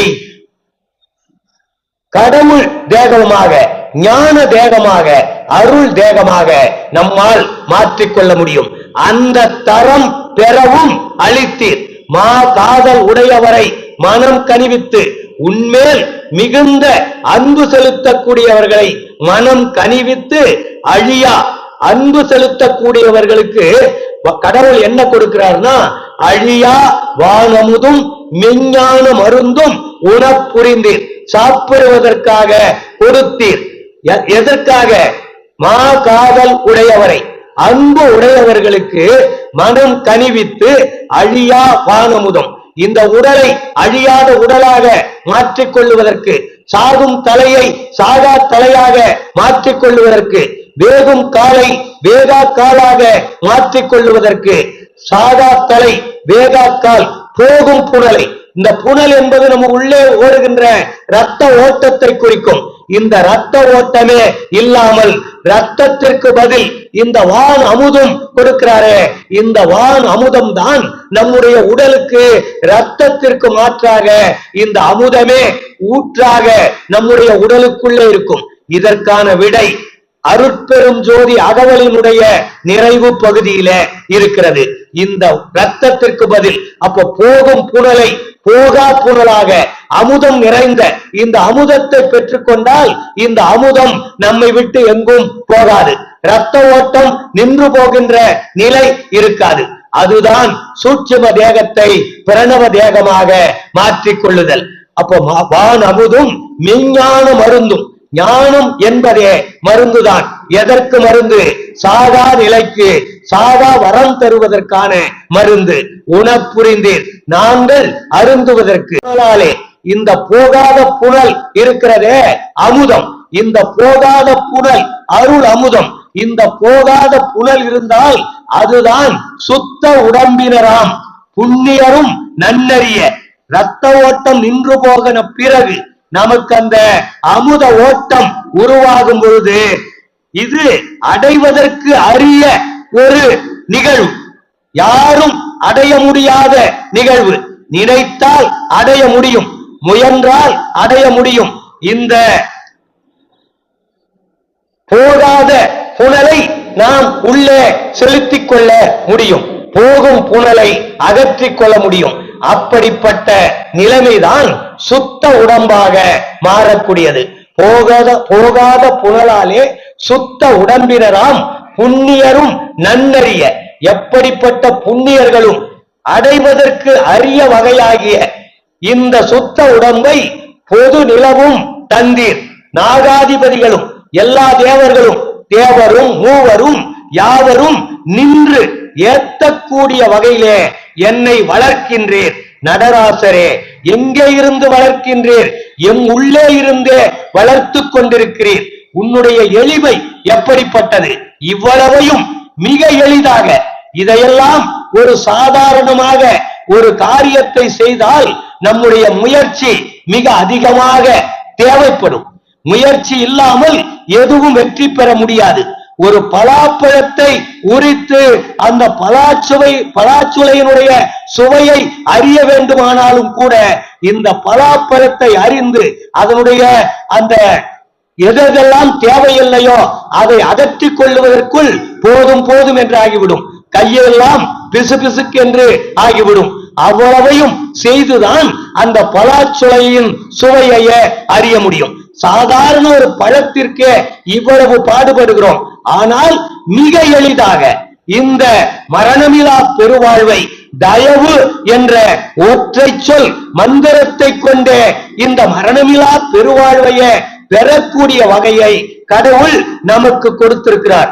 அதனால்தான் தேவர்களும் மூவர்களும் முத்தர்களும் நின்று ஏத்த என்னை வளர்க்கின்றீர். நடராசரே, நுமக்கு நான் ஏது செய்வேனோ? வியந்து நான் என்ன செய்ய முடியும்? நீ எவ்வளவு பெரிய கடவுள் தன்மை, உன்னிடம் இருக்கின்ற இந்த கடவுள் தன்மை வேறு எந்த கடவுளிடமும் கிடையாது, எந்த மனிதர்களிடமும் கிடையாது. அப்படிப்பட்ட நிலையிலே இருக்கின்ற நீ எனக்காக இறங்கி வந்து, நான் ஏதோ தயவு மட்டும் வைத்துக் கொண்டிருந்தேன், அதை அருளாக மாற்றிவிட்டாயே என்று நான் என்ன செய்ய முடியும்? என்ன கைமாறு செய்ய முடியும்? உன்னுடைய நிலைமைக்கு, உன்னுடைய தகுதிக்கு என்னால் என்ன செய்ய முடியும்? உன்னை பாடலால் பாடி மகிழ்விக்க முடியும். அதை தவிர என்ன செய்ய முடியும் என்பதைத்தான் சுத்த பிரணவ ஞான தேகத்தை அளிக்கின்ற இறைவனுடைய எளிமையை வள்ளல் பெருமான் போற்றி புகழ்ந்து கொண்டிருக்கிறார். அடுத்த பாடல், வேதாந்த நிலையும் அதன் அந்தத்தே விளங்கும் மெய் நிலையும் காட்டுவித்தீர். வேதாந்த நிலையும் அதன் அந்தத்தே விளங்கும் மெய் நிலையும் காட்டுவித்தீர். வேதாந்தம் வேதத்தினுடைய முடிவு. வேதமே மிக பெரியது, 4 வேதங்கள் இருக்கிறது. அந்த வேதங்கள் அல்ல, இந்த வேதங்களினுடைய முடிவாக ஒரு பொருள், அந்த மெய்ப்பொருள் உண்மை, அந்த அந்தம், அந்த நிலையும், அந்த முடிவான நிலையும் அதன் முடிவான நிலை. அப்ப வேதத்தின் அந்தம் மட்டுமல்ல, வேதாந்த அந்தம். அப்ப வேதத்தின் முடிவுக்கும் மேம்பட்ட நிலை. ஈர் எண்ணிலை என இயம்பு மேல்நிலையில் பூரண சுகமாய் பொருந்து மெய்ப்பொருளே என்று சொல்லும் பொழுது எல்லா நிலைகளுக்கும் அப்பால். இது எல்லாம் சித்தாந்தம், வேதாந்தம், போதாந்தம், நாதாந்தம், கலாந்தம், யோகாந்தம். இந்த 6 அந்தம் இருக்கிறதே, இது என்றால் சித்தம், அறிவினுடைய ஞானத்தினுடைய முடிவு சித்தாந்தம். வேதாந்தம் என்பது வேதத்தின் முடிவு, போதாந்தம் என்பது அறிவினுடைய முடிவு, நாதாந்தம் என்பது நாதம் என்ற ஒளியினுடைய முடிவு, கலாந்தம் என்பது கலைகளின் முடிவு. கலை என்பது நாம் படித்து அறிந்து கொள்ள வேண்டியது, அதனுடைய முடிவு. யோகாந்தம் என்பது யோக கலையினுடைய முடிவு. இது எல்லாம் இந்த அந்தம். அதற்கப்பாலும் ஒரு அந்தம், அதற்கப்பால் பல்வேறு நிலைகளை கடந்து பார்த்தால் அங்கே ஒரு முடிவு தெரியுமே, அந்த இடத்திலேதான். அதனால்தான் நம்முடைய பெரியவர்கள் எல்லாம் இந்த 6 அந்தத்தை 2ஆக பிரித்து விடுவார்கள், சித்தாந்தம், வேதாந்தம். இந்த சித்தாந்தத்திலே போதாந்தமும் கலாந்தமும் சேர்ந்து 3ம் ஒரு பகுதி. சித்தாந்தம், போதாந்தம், கலாந்தம் 3ம் ஒரு பகுதி. வேதாந்தம், நாதாந்தம், யோகாந்தம் இது ஒரு பகுதி. சித்தாந்தம் என்றால் போதாந்தமும் கலாந்தமும் உள்ளடங்கியது, வேதாந்தம் என்றால் நாதாந்தமும் யோகாந்தமும் உள்ளடங்கியது. இங்கே இருக்கின்ற மதங்கள் எல்லாம் சித்தாந்த வேதாந்தம் என்ற மதங்கள் தான். சித்தாந்தத்தை ஒன்று போதிக்கும், வேதாந்தத்தை ஒன்று போதிக்கும். ஆனால் இது எல்லாவற்றிலும் காட்டிலும், இந்த மதங்கள் நமக்கு போதிப்பதை காட்டிலும் ஒரு உயர்ந்த இடம் ஒன்று உண்டு. அதை கண்டுபிடித்தவர் தான் வள்ளல் பெருமான். அந்த இடத்தை தான் வேதாந்த நிலையும் அதன் அந்தத்தே விளங்கும் மெய் நிலையும். அப்ப வேதாந்தத்தின் முடிவில கடவுள் இல்லை, வேதத்தின் முடிவில் கடவுள் இல்லை. வேதத்தின் முடிவு அதற்கு மேல் உள்ள நிலைகளை கடந்த ஒரு பெரிய நிலை இருக்கிறது. அந்த முடிவிலே விளங்கும் மெய் நிலையும், அந்த மெய் நிலைதான் மெய்ப்பொருள் நிலை. காட்டுவித்தீர் விளங்கிய சித்தாந்த போதாந்த நிலையும் அப்பால் புகழறிதாம் பெரிய பொருள் நிலையும் தெரிவித்தீர். புண்ணியரே, நுமது பாதாந்தம் அறிவித்தீர். சுத்த வடிவுடனே பகர் பிரணவாகார பரிசும் எனக்கு அளித்தீர். நாதாந்த தனி செங்கோல் நான் செலுத்த கொடுத்தீர். நடராசரே, நுமக்கு நான் ஏது செய்வீனோ? இப்படிப்பட்ட எளியவனான எனக்கு, எளிமையாக எனக்குள்ளே இருந்து இந்த வேதாந்த நிலையை காட்டி, சித்தாந்த நிலையை காட்டி, போதாந்த நிலையை காட்டி, வேதாந்த சித்தாந்தம் என்ற 6 அந்த நிலைகளை காட்டி, தத்துவ நிலைகளை எப்படி வெற்றி பெறுவது என்று காட்டி, கோபம், காமம், மோகம், மதம், மாச்சரியம், உலோகம் இது எல்லாவற்றையும் காட்டி அதற்கு மேல் என்னை செலுத்தி இந்த 16 படிகளையும் கடக்க செய்து ஞானத்தையும் பெறச் செய்து ஞானத்துக்கு அப்பால் இருக்கின்ற அருளையும் எனக்கு அந்த அருள் அமுதத்தையும் ஊட்டி எனக்கு சுத்த வடிவுடனே பகர் பிரணவாகார பரிசும் பிரணவ தேகமாக இந்த பரிசும் எனக்கு அளித்தீர். முதல் பாடலில சுத்த உடம்பு என்று சொல்லியிருப்பார். இந்த பாடலில பிரணவாகார பரிசும் எனக்கு அளித்தீர் என்று சொல்லுவார். பிரணவ தேகத்தை அளித்தீர். நாதாந்த தனிச்செங்கோல் நான் செலுத்த கொடுத்தீர். நடராசரே உமக்கு நான் எது செய்வேனோ என்று வியந்து உனக்கு என்னால் என்ன செய்ய முடியும் என்று கேட்பது. அடுத்த பாடல் இந்த பாடலோட நிறைவு செய்கிறேன். ஆர் நீ என்று எதிர் வினவில் விடை கொடுக்க தெரியா அறிவிலியேன் பொருட்டாக அன்று வந்து எந்தனுக்கே ஏர் நீடும் பெரும் பொருள் ஒன்று ஈந்து மகிழ்ந்து ஆண்டீர். இன்று வலிந்து எளியேன்பால் எய்து ஒளி ஓங்க பார்நீட திருவருளாம் பெரும் ஜோதி அளித்தீர். பகரும் எல்லாம் வல்ல சித்தி பண்புறவும் செய்தீர். நார் நீட நான் தானாய் நடம் புரிகின்றீரே நடராசரே நுமக்கு நான் ஏது செய்வீனம். முதல் பாடல்ல எனக்கு சுத்த உடம்பை கொடுத்தாய். இரண்டாவது பாடலிலே பிரணவ தேகத்தை கொடுத்தாய். இங்கே இன்றும் வலிந்து எளியேன் பால் எய்தி ஒளி ஓங்க பார் நீட இந்த பார் நீளக்கூடிய திருவருளாம் பெரும் ஜோதி அளித்தீர்னா ஒளி உடம்பை அளித்தீர் என்று இதில் சொல்வார். அப்ப இந்த முத்தேக சித்தியை பெறுவதற்கான 3 பாடல்கள்ல வள்ளல் பெருமான் எப்படிப்பட்ட கொடுக்கிறார். ஆர் நீ என்று எதிர்வினை நம்மை பார்த்து யார் நீ என்று கேட்டால் விடை கொடுக்க தெரியா அறிவிலியேன். எனக்கு யார் நீ என்று என்னை கேட்டால் நான் யார் என்று சொல்லுவதற்கு கூட விடை தெரியாத நம்மை போன்றவர்கள் அறிவிலியேன் பொருட்டாக அன்று வந்து அப்படிப்பட்ட நிலை. நான் யார் என்றால் வள்ளல் பெருமான் நமக்கு சொல்லி இருக்கிறார். நான் யார் என்றால் நான் ஆன்மாதான். ஆன்மாதான் நான். ஆன்மானா யாரு? கோயில். அந்த கோயில் உள்ள இருக்கிறது யாரு? கடவுள். அப்ப நான் வேறு, கடவுள் வேறு அல்ல. நமக்கு ஏன் ஆர் நீ என்று எதிர்வினவில் விடை கொடுக்க தெரியாமல் இருக்கிறோம் என்றால் ஆன்மாவிற்கு உள்ளொளியாக இருக்கின்ற கடவுளுடைய அருமையும் நமக்கு தெரியவில்லை, நம்முடைய பெருமையும் நமக்கு தெரியவில்லை. அதனால்தான் ஆர் நீ என்று எதிர்வினவில் விடை கொடுக்க தெரியா அறிவிலியேன் பொருட்டாக. அப்படி அறிவிலியாக நாயினும் கடையேன் ஈயினும் எழுந்தேன் என்று சொல்லத்தக்க வகையில அறிவிலியாக இருந்தாலும் என் பொருட்டாக அன்று வந்து எந்தனுக்கே அன்றைக்கு வந்தாய் வலிந்து என்னிடம் வந்து எந்தனுக்கே ஏர் நீடும் இந்த பெரும் பொருள் ஒன்று.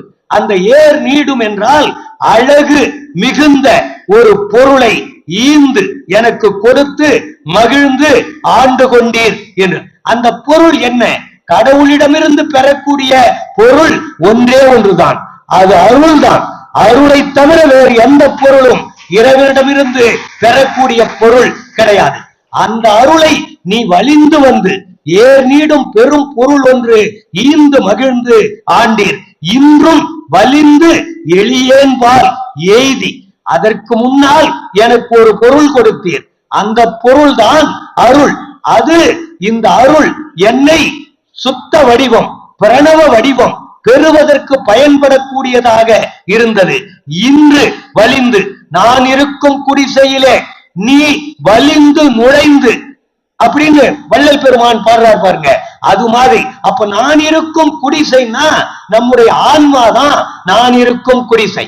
அந்த குடிசை என்பது ஆன்மா, நான் என்பது நம்முடைய அந்த ஆன்மாவிற்கு உள்ளொளியாக இருக்கின்ற இறைவன். அப்போ ஆன்மா வேறு, நாம் வேறல்ல. அப்போ வலிந்து நுழைந்து ஆன்மாவிற்குள்ள என்ன கொடுக்கிறார்? ஒளி கொடுக்கிறார். ஆன்ம ஒளி என்றால் அந்த ஒளி பிரகாசமாக அகவடிவமாக இருக்கின்ற ஒளி அனக வடிவமாக நம்முடைய உடல் முழுக்க பரவி ஒளி ஓங்கக்கூடியதாக இருக்கிறது.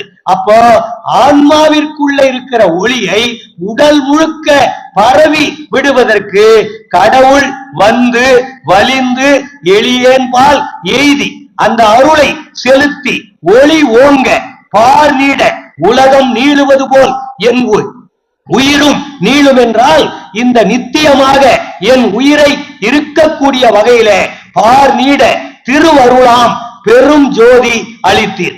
ஏற்கனவே ஞானத்தை அளித்தீர், இப்பொழுது அருள் திருவருளாம் பெரும் ஜோதியை அளித்தீர். அந்த ஜோதி பகரும் எல்லாம் வல்ல சித்தி பண்புறவும் செய்தீர். இந்த சித்தி தான் மரணமிலா பெருவாழ்வு.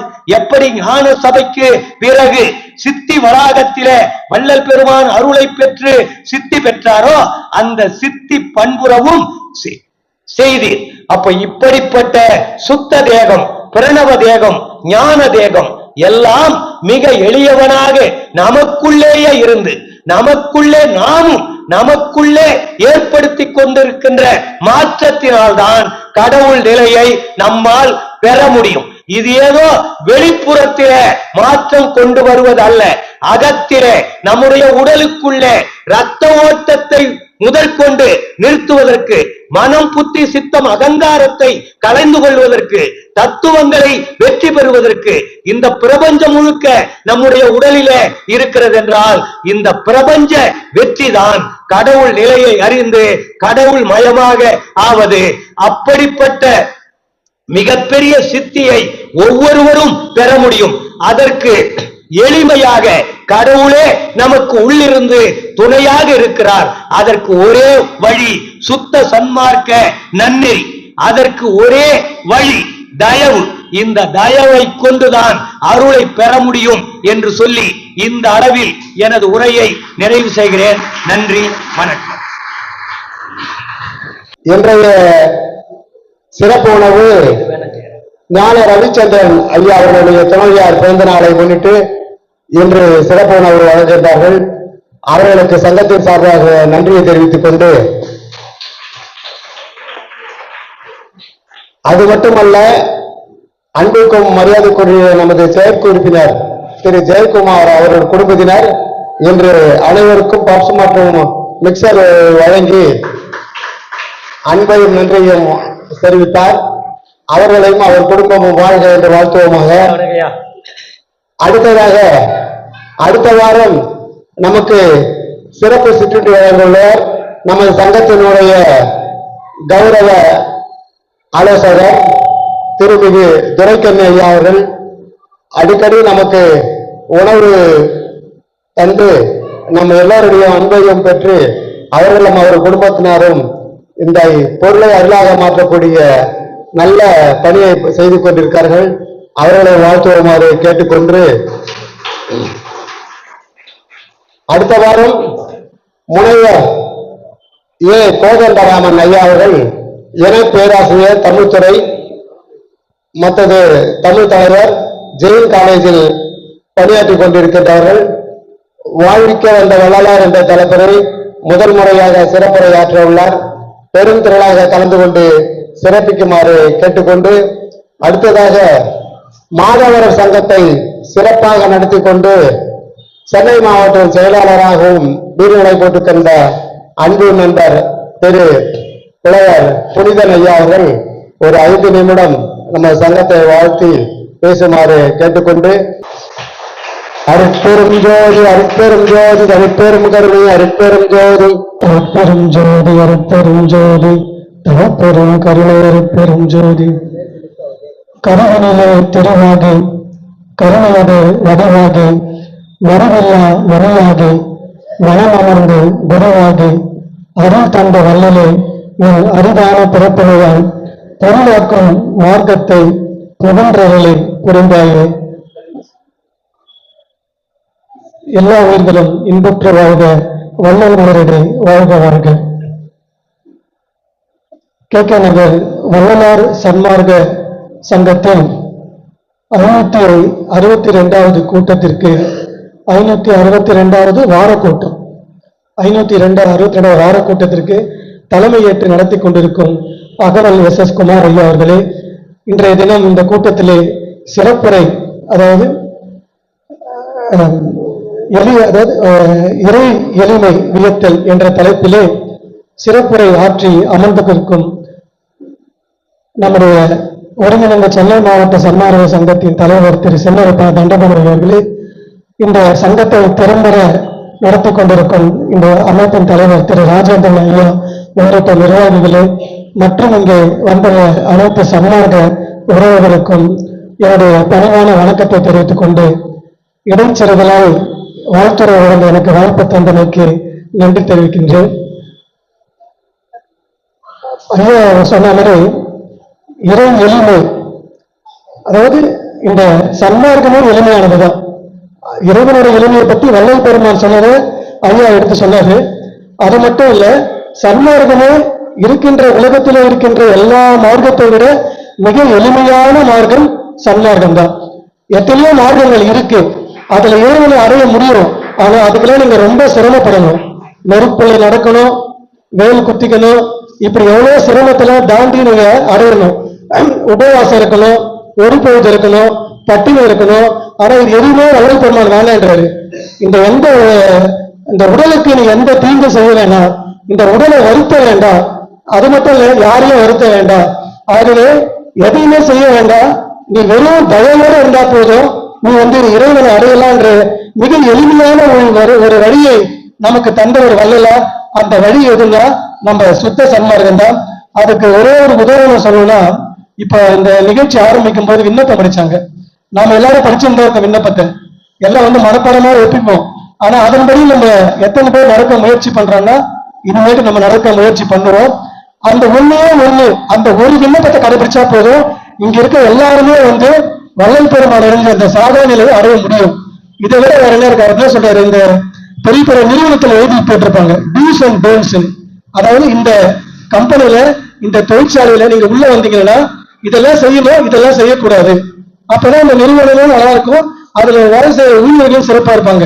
அதே மாதிரிதான் வள்ளல் பெருமான் நமக்கு ஒரு டூஸ் அண்ட் டோன்ட்ஸ் கொடுத்திருக்காரு. அதைதான் இந்த விண்ணப்பமா படிச்சாங்க.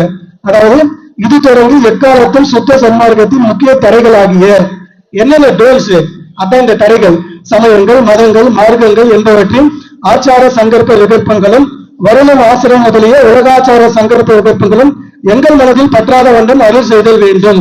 இதெல்லாம் டோல்ஸ், இதெல்லாம் நீங்க செய்யக்கூடாது.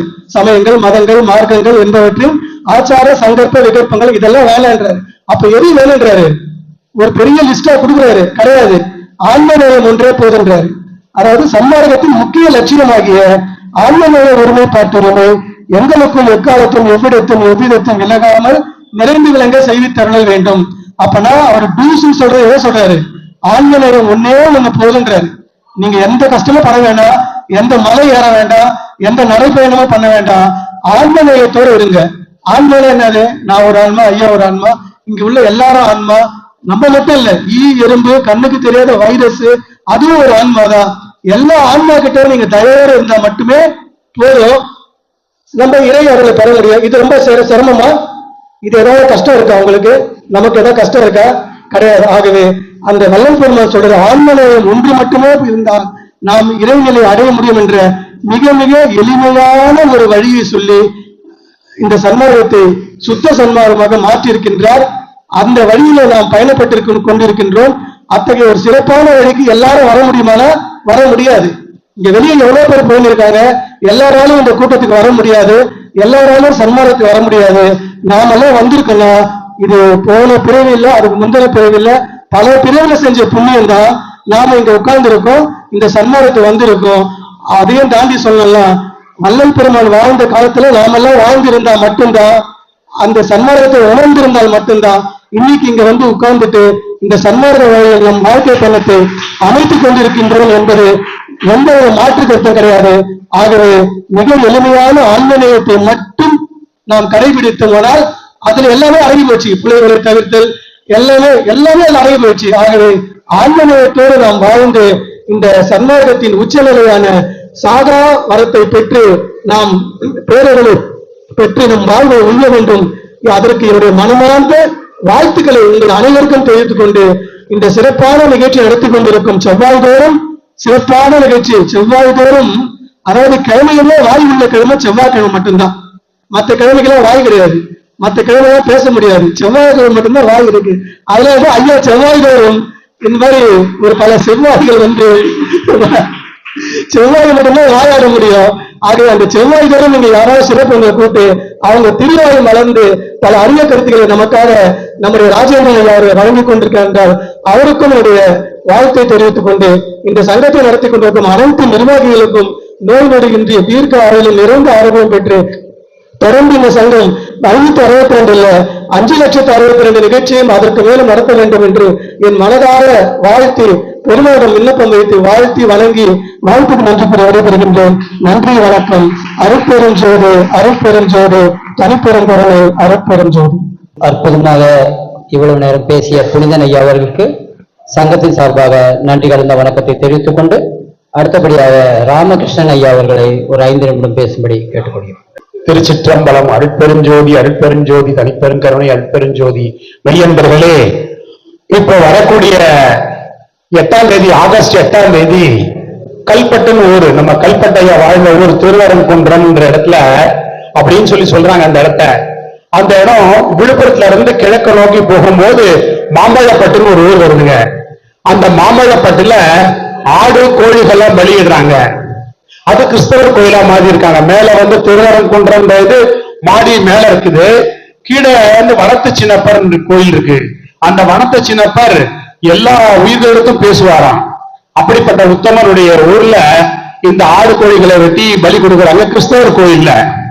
அது கிட்டத்தட்ட ஒரு 40-48 ஆண்டுகளா சீனி சட்டைப்பேரவை துணையினால அந்த இடத்துல பிரச்சாரம் பண்ணி நீர்மோர் கொடுத்து, அதே போல பிரச்சாரத்துல நாங்க தெருவா போய் நோட்டீஸ் கொடுத்து 10,000 நோட்டீஸ் போட்டுக்கிறோம். அந்த நோட்டீஸ் பல தடவை மேடையில கொடுத்துருக்கிறேன். இப்ப கொண்டு வர முடியல, குழந்தைய ஸ்கூல்ல கூட்டு வந்ததுனால. அதனால இப்படி கொடுத்து அந்த இடங்களை நிறுத்தி இருக்கிறோம், பலி நிறுத்தி இருக்கிறோம்.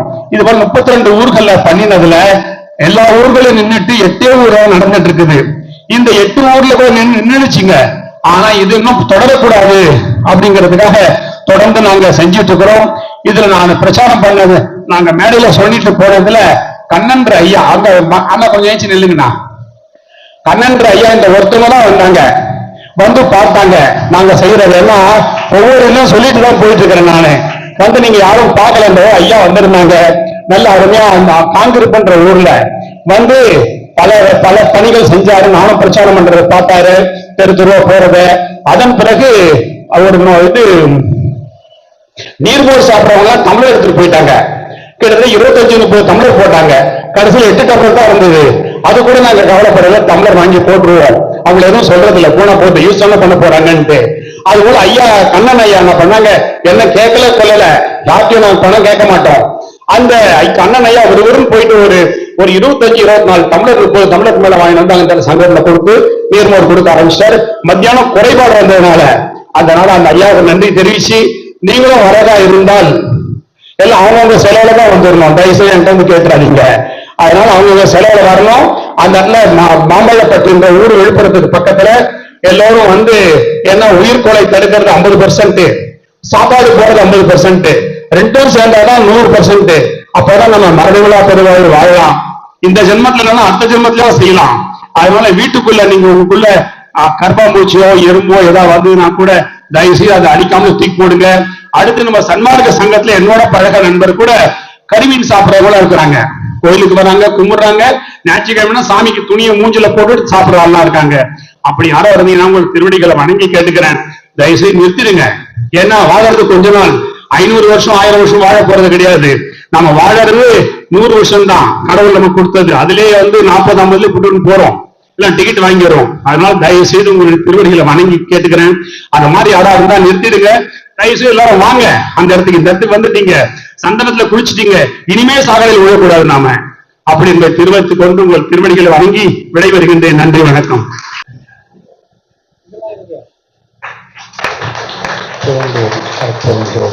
பெருஞ்சோதி அருட்பெருஞ்சோதி தனிப்பெருங்கருணை அருட்பெருஞ்சோதி. எல்லா உயிர்களும் இன்புற்று வாழ்க, வள்ளல் மலரடி வாழ்க வாழ்க. எல்லாம் செயல் கூடும் எண்ணானை அம்பலத்தே, எல்லாம் வல்லாண்டனையே ஏற்று. இன்று வருமோ நாளைக்கே வருமோ, அல்லது மற்ற என்று வருமோ அறியேன் என் கோவே. துன்று மல வெம்மாயை அற்று வெளிக்குள் வெளிகடந்து சும்மா இருக்கும் சுகம். நல்ல மழை பொழிக, நல்ல மழை பொழிஞ்சினது, நாடு வளம் பெறுக, இவ்வையகம் வளம் பெறுக, வாழ்வில் சுகம் பெறுக.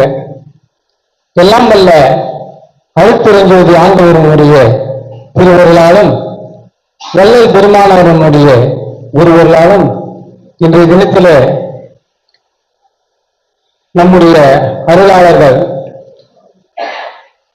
கிட்டத்தட்ட பார்த்தேன் அந்த அழைப்பதில்லை, இது 41வது வருஷம் இந்த சங்கம் நடக்குது. அதுவே மிகப்பெரிய இறைவன் வள்ளல் பெருமானாருடைய ஒரு அருள் இருந்தால்தான் நடக்கும். இந்த காலத்துல பாத்தீங்கன்னா ஒரு கட்சி நடத்துறது மிக மிக எளிது. வருஷத்துக்கு 2 கூட்டம் போடுவான், ஏதோ நடத்திட்டோம் அவங்க போயிடுவான்.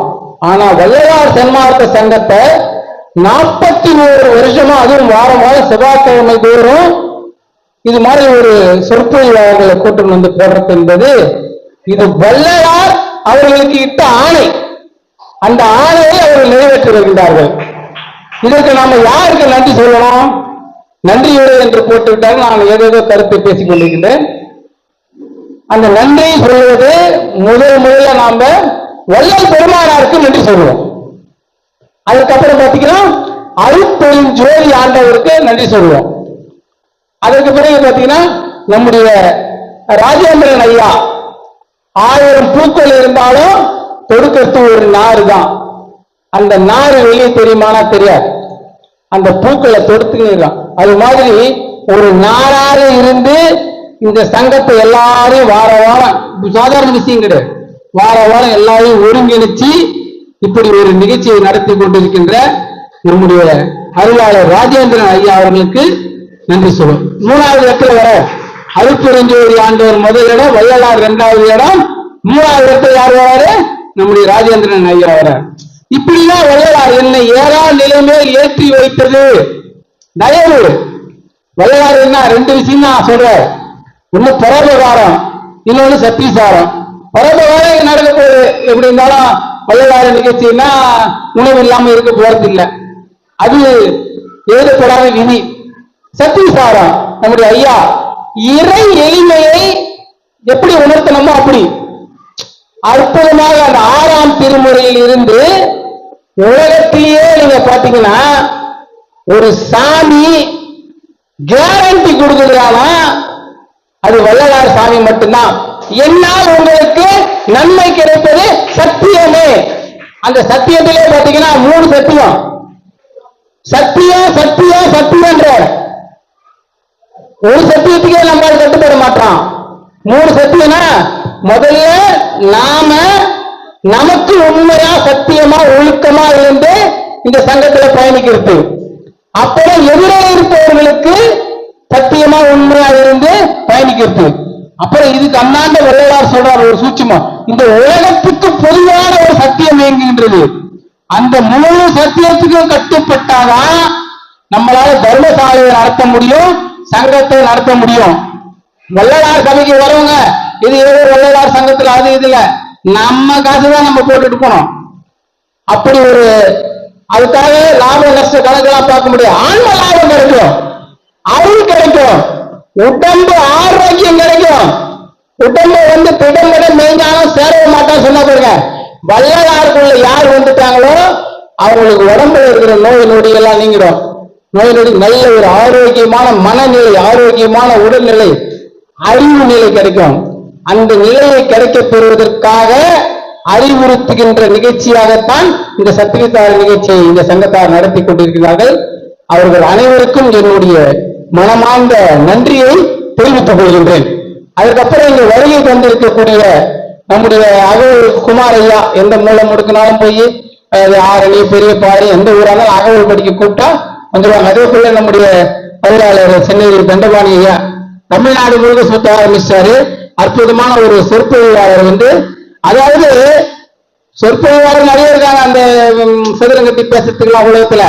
ஆனால் சுத்த சன்மார்க்கத்தை சரியாக வலியுறுத்துகின்ற ஒரு சொற்பொழிவாளராக ஐயா அவர்கள் அந்த எடுத்துக்கிட்ட தலைப்பை ஒட்டி கேட்கக்கூடிய அந்த ஆற்றல் கிடைத்த அவர் நமக்கு கிடைத்திருக்கின்ற ஒரு பொக்கிஷம்.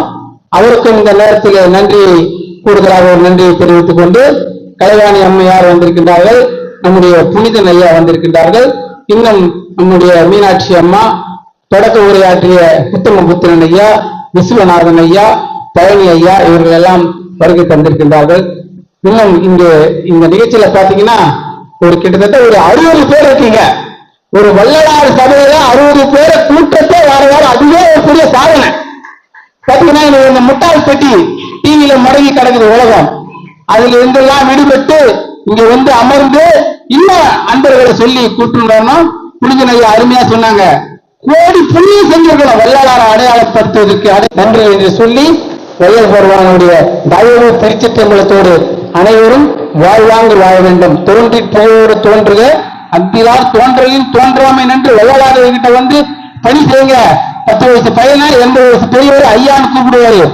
நம்முடைய அப்துல் கலாம் ஒரு வாசகம் சொன்னாரு, நம்முடைய பிறப்பு ஒரு சம்பவமாக இருக்கலாம், இறப்பு ஒரு சரித்திரமாக இருக்க வேண்டும், அதுக்கு வள்ளலார் சபை உங்களுக்கு உறுதுணை நிற்கும் என்று கூறி அனைவருக்கும் நன்றி கூறி விடைபெறுகின்றேன். தயவு திருச்சிற்றம்பலம்.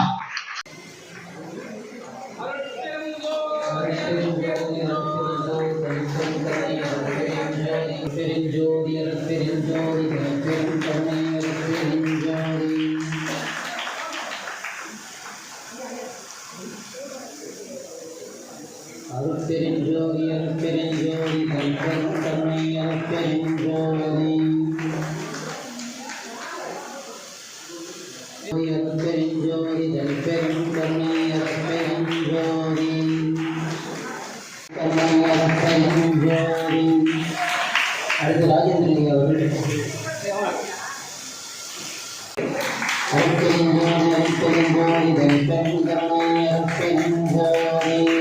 ஆனா நம்மளுக்கு நம்ம சந்தை நிர்வாகிகளுக்கு இந்த பயனாளிகளை அறிவித்து அன்பையும் நன்றியும் தெரிவித்த அரசர் அவர்களுக்கு சங்கத்தின் சார்பாக நன்றியையும் அன்பையும் தெரிவித்துக் கொள்கிறோம். அவர்கள் பணி சிறக்க வேண்டும் என்று அன்புடன் நடைபெறுகிறோம். அரிப்பெரும் ஜோதி அரிப்பெரும் ஜோதி அரிப்பெரும் கருமை. உடல் பொருளுக்கு ஐயா தொடுவானம் ஆசிரியர் ஐயா முன்சாமி அவர்களுக்கு நன்றியையும் அன்பையும் தெரிவித்துக் கொள்கின்றோம். அவர்கள் பணி சிறக்க ஒவ்வொரு மாதமும் நமது செய்தியை தவறாமல் பதிப்பகம் செய்து இந்த சென்னை மாவட்டத்தில் உள்ள பட்டி தொகுதிகள் எல்லாம் அந்த செய்தியை பரப்புகிற நன்றி தெரிவித்துக் கொள்கிறோம்.